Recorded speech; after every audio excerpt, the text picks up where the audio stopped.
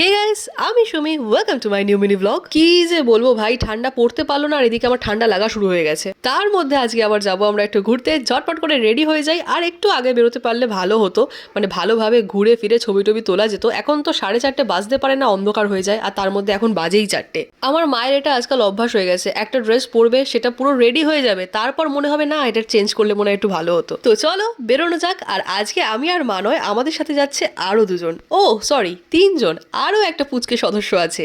সবাই মিলে আজকে আমরা যাচ্ছি সেন্ট পলস ক্যাথেড্রাল চার্চ। অনেক দিন ধরেই এই প্ল্যানটা হচ্ছিল যাবো যাবো করে, তারপরে ভাবা হলো যে শীতটা পড়ুক তারপরেই নয় আমরা বেরোবো। আমি আগে গেছি কিন্তু মা কখনো যায়নি, তো মায়ের একটু বেশি ইচ্ছা ছিল ক্যাথেড্রাল আসার এবং নন্দন চত্বর পুরোটাই ঘোরার। যাই বলো আর তাই বলো, দিন হোক বা রাত, এখানে আসলে কিন্তু মনে হয় কোথায় না কোথায় একটা চলে এসেছি।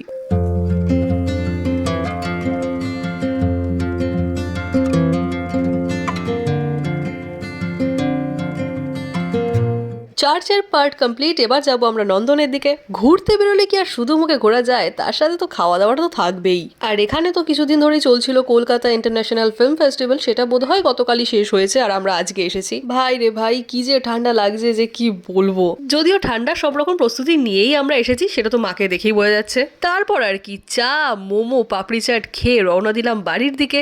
আজকের মতো ঘোরাঘুরি আর এই ব্লগটা করছি এখানে এন্ড। আশা করছি আজকের ব্লগটা তোমাদের ভালো লেগেছে। দেখা হবে এরকমই নতুন নতুন ভিডিওর সাথে প্রত্যেকদিন। সবাই ভালো থেকো, সুস্থ থেকো, বাই।